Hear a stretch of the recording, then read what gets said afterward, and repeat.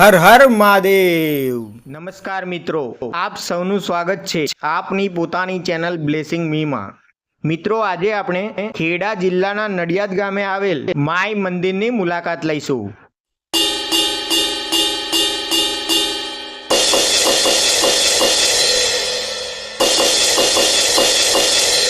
મિત્રો, તમે વિડીયોમાં જોઈ શકો છો આ મંદિર નડિયાદના વૈશાલી રોડ પર આવેલું છે। મિત્રો, વિડીયોમાં બન્યા રહેજો, આગળ આપણે આ મંદિર વિશેની ઐતિહાસિક માહિતી મેળવીશું। આ મંદિરને કેશવ ભવાની મંદિર તરીકે પણ ઓળખવામાં આવે છે।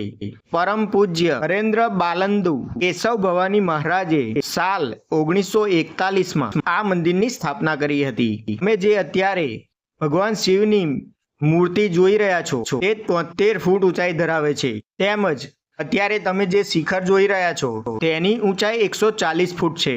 આ મંદિરનો મુખ્ય પ્રવેશ દ્વાર છે। ચાલો મિત્રો, આપણે માઈ મંદિરના દર્શન કરી લઈએ। આ મંદિરમાં પ્રવેશતાની સાથે જ તમને અંબે માતાની પ્રતિમા જોવા મળશે। ચાલો આપણે અંદર જઈને મંદિરની મુલાકાત લઈએ। મંદિરનો ગર્ભગૃહ છે। મંદિર 3 માળનું છે।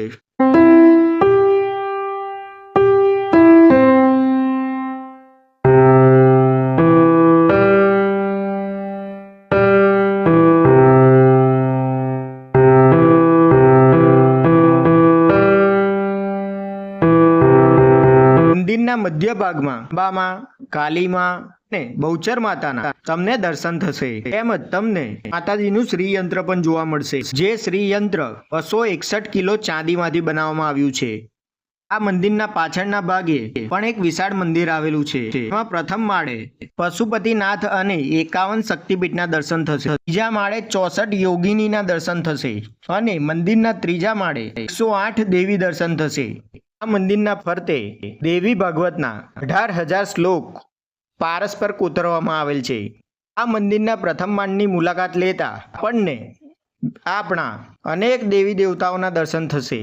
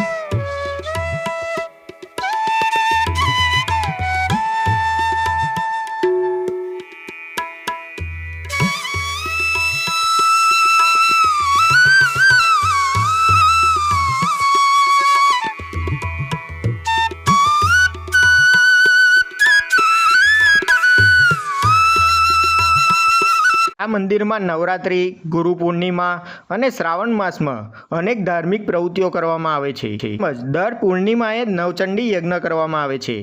સામાજિક પ્રવૃત્તિની વાત કરીએ તો મંદિર દ્વારા વિદ્યાર્થીઓને ચોપડા વિતરણ, સમૂહ લગ્ન જેવી અનેક સામાજિક પ્રવૃત્તિઓ પણ કરવામાં આવે છે। આ મંદિરના પાછળના ભાગે શ્રી કેશવ મહારાજનું સમાધિ સ્થાન આવેલ છે, જે તમે અત્યારે વિડીયોમાં જોઈ રહ્યા છો। મિત્રો, તમે પણ આ મંદિરની મુલાકાત અવશ્ય લેશો।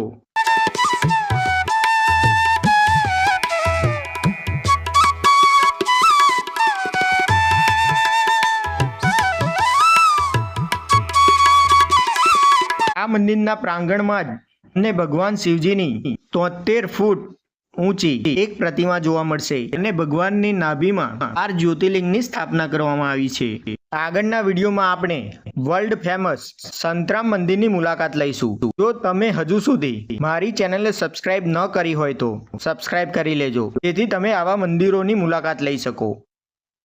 હર હર મહાદેવ. હર હર મહાદેવ.